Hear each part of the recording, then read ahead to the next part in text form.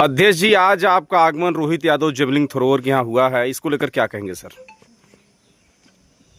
सभी सम्मानित पत्रकार साथियों को मैं धन्यवाद व्यक्त करता हूं और आभार भी व्यक्त करता हूं कि मेरा आगमन आज जो जेवलिन थ्रो के अंतर्राष्ट्रीय खिलाड़ी हैं और मैं उनके घर लायक पुत्र के लायक पिता को सम्मानित करने आया हूं। आज अभी वो खेल में पटियाला में ट्रेनिंग ले रहे हैं, जैसी जानकारी मुझे मिली है। लेकिन हम जौनपुर के समाजवादी पार्टी के जिलाध्यक्ष और जो हमारी ये पैतृक विधानसभा है, हमारा परिवार है, हमारा घर, बहुत मुझे गर्व है कि मछली शहर विधानसभा क्षेत्र का व्यक्ति और रियल में बहादुर उनके पिताजी का ये देख रहे हैं मेडल जितना है, देखकर मुझे इतना गर्व हो रहा है, खुशी हो रही है। मैं श्री रोहित यादव के पिता श्री सभाजीत यादव जी जो मैराथन धावक हैं, मैं इनको भी हृदय से बहुत बहुत बधाई और शुभकामना देता हूं कि आप इस ग्रामीण अंचल से, जहां आने जाने का रास्ता नहीं, जहां सुविधाओं का बिल्कुल अभाव है, और ऐसे जगह से निकल करके देश में इस गांव का, इस ब्लॉक का, इस विधानसभा का, इस जिले का और इस प्रदेश का, और आज हमारे आपके पुत्र रोहित यादव पूरे दुनिया में, केवल देश में नहीं बल्कि वो अंतर्राष्ट्रीय स्तर पर, और अभी अभी जो हमारे गोल्ड मेडल ओलंपिक में चोपड़ा जी पाए थे, उसका भी रिकॉर्ड आपने तोड़ा है। तो बहुत खुशी है, बहुत गर्व है, बहुत बहुत बधाई मैं श्री सभाजीत यादव को और अपने अंतर्राष्ट्रीय खिलाड़ी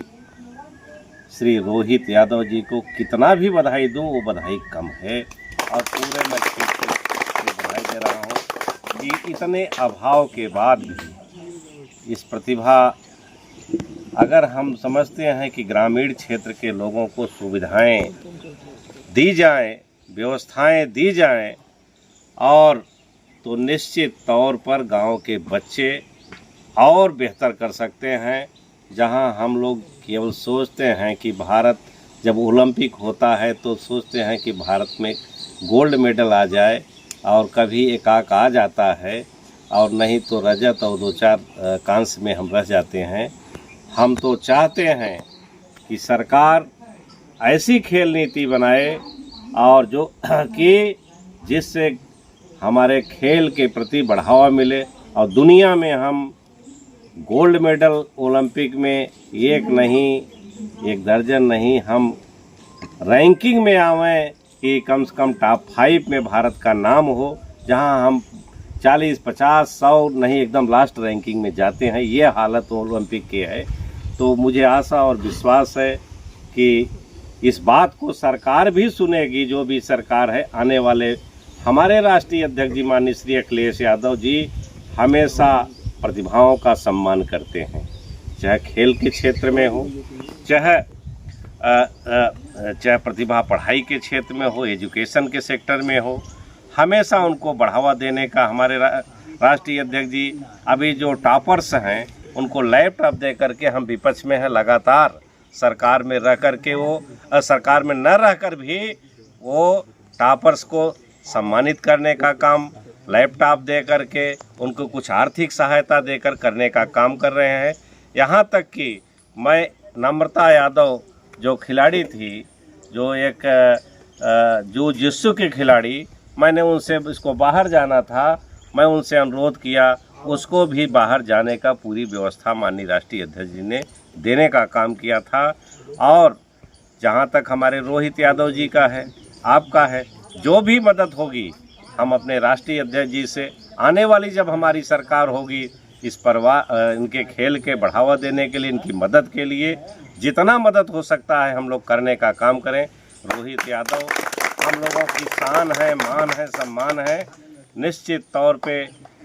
हम रोहित यादव के लिए उज्जवल भविष्य की कामना करता हूं, और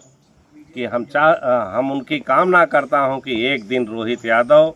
दुनिया में गोल्ड मेडल लेके आए जब ओलंपिक में, तो निश्चित तौर पे बहुत बड़ा सम्मान हम लोग करने का काम करेंगे। इसलिए पुनः मैं रोहित यादव जी के पिता श्री सभाजीत यादव को बधाई देता हूं, शुभकामनाएं देता हूं, और श्री रोहित यादव जी को जो रिकॉर्ड उन्होंने तोड़ा है उस ओलंपिक का, उसके लिए भी उनको हृदय से बधाई और शुभकामना देता हूं।